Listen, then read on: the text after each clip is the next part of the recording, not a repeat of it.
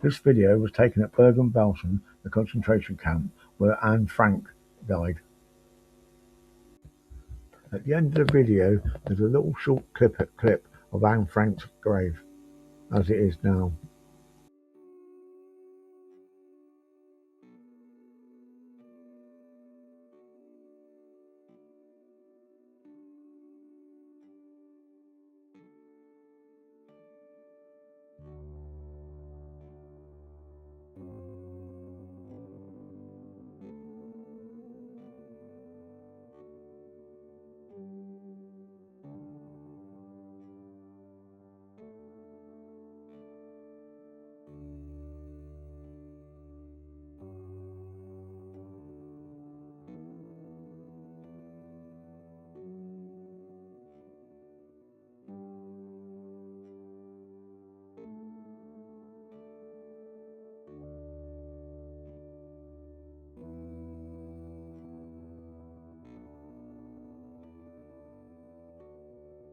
If you like this video, can you please like and subscribe, because the more people that like it, more people should get to see it.